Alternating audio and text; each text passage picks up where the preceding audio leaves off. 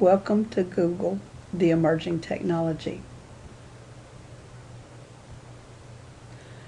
Google was first created by two Stanford University students, Larry Page and Sergey Brin.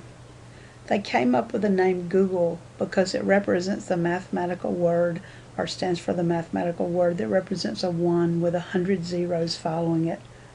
This was what Larry and Sergey believed would be the amount of information that would be available to people on the web.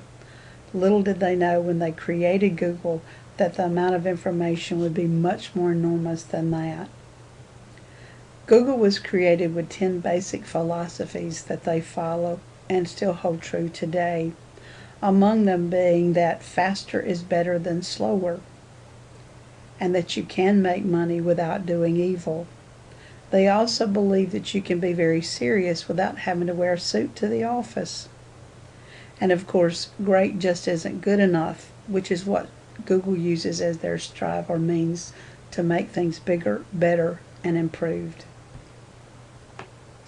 One of Google's technologies that can be used in the classroom setting is Google Earth.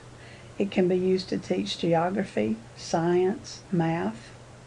This is an example of the Pentagon in Washington, D.C., which could be used to teach geometry, could be used to teach history and how the 5 branches of the military function within our government system. It can also be used to teach a little bit about the historical sites in Washington, D.C. You can go international and teach with Google Earth. On the left you see a picture of the courtyard of the Louvre Museum in Paris, France. The Louvre has a glass rectangular pyramid in the center courtyard. This pyramid is inverted, so when you go underground into the Louvre's first level, you'll see an exact replica of the pyramid above it. On the right, you see the Antoneum, which is in Brussels, Belgium, that was built for the World's Fair. This is a scientific structure that was used that represents a unit cell of the iron crystal. Google Wave is the latest creation of Google. Google Wave was just introduced in June of 2009. It's going to serve as a communication and a collaboration tool. It will be open source. It will allow multiple simultaneous users to be posting at the same time. It will allow you to connect to multiple documents, emails, wikis, blogs, and web pages. For example, if you post on a Google Wave, it will automatically be posted in your email, posted on your wikis, posted on a blog, or posted on your web page. So you have multiple locations or sites which you can toggle to connect to. So you don't have to take and copy everything you do in a Google Wave and post it on each one of these sites. It will automatically be tagged and sent to those simultaneously. This is an example of what the Google Wave preview looks like. On the top left-hand side, you see the navigation box that shows you your information, your active, also gives you a little history. It also lets you put things in the trash if you'd like. In the bottom left, you see the contacts, and it lists all those people that you have invited to participate with you on various Google Waves. Not everyone has to be on a Google Wave, but you can put those folks that you wish. If you notice in the center box, it shows multiple Google Waves that are going on. The pictures related to the people who participate in that Google Wave are shown with the wave, so you know which group each person belongs to. And on the right hand side, it shows you the actual posting section. This is where when you type your information in or you input your information, it actually will appear on that side of the page. Google Wave has lots of new opportunities for people trying to do communications and collaboration work. One of the things is it allows multiple people to be working at the same time. You can, for example, play a chess game with a friend, or you can create a paper. 4 people, 5 people, 6 people can work in a group, and all 6 of you can be working on the paper and posting on the paper, making editing changes and corrections at the same time. Each person can contribute independently or simultaneously to the creation of that document.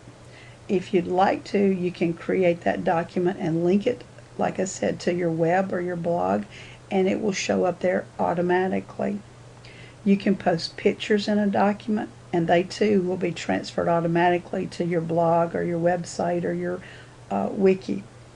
You can put diagrams, text, photos, hyperlinks all within one wave, and can be toggled to connect and post immediately.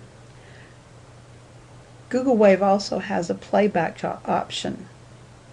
For example, if you're playing chess with someone and you wish to stop the game, you can, and when you come back, if you forget what moves have been made, you simply punch replay and it will begin at the beginning. It will show you who moved and which moves they made in the order in which they occurred.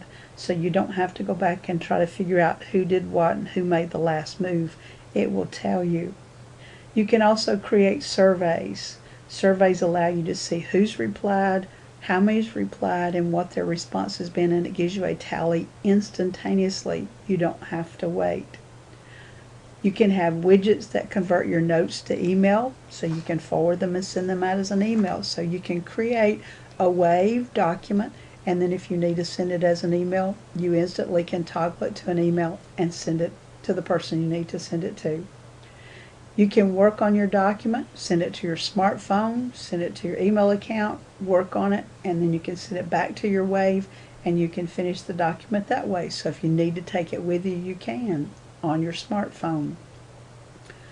One of the new things that Google has done also is it's allowed people to work in multiple languages. If you're typing in English, but the person you're working with, their native language happens to be Spanish, it will actually allow them to convert their screen to all Spanish so that you can type in English, your partner will see it in Spanish. When they type in Spanish, it will convert it and send it to your screen in English simultaneously. So working with students who have different languages or in corporations or schools where the professors speak different languages, the language barrier is less of an issue. It also allows you to have a spell checker. Google, though, has created a sophisticated spell checker for Google Wave in that it doesn't recognize words based on just words. It recognizes them based on phrases. So, for example, if you type in the phrase, "I like bean soup," and type in B-E-E-N, that's a word. Under normal spell checkers, that would not be acknowledged as having been misspelled. But in Google, it will change the word B-E-E-N to B-E-A-N to denote that the phrase is talking about a type of soup, not having been a soup. Google will also allow you to embed videos into your documents that can be used and transferred again to your wikis, to your emails, to your web pages. And it allows you to create forms so that people can fill out forms. So if a part of your presentation requires a form, you can create a form within the wiki. Everyone in the group can help modify it, change it, make it correct, and then it can be submitted or sent by email to the appropriate people. Google offers over 150 applications. They're creating new ones all the time. Google Wave happens to be their new emerging technology that is going to prove to be very helpful, I believe, to schools. For example, teachers can help students edit their papers when they're doing writings. Students can get help on homework. They can type it on the Wave and the teacher is there. You don't have to wait and send an email and wait till you get a response. It's instantaneously. Everybody's logged on at the same time. When teachers are working on information, documentations, reports, research, or whatever, they can work as a group and actually work simultaneously. So you're correcting and editing and fixing as you go, so you don't have to go back and copy and paste as you go to create a final document.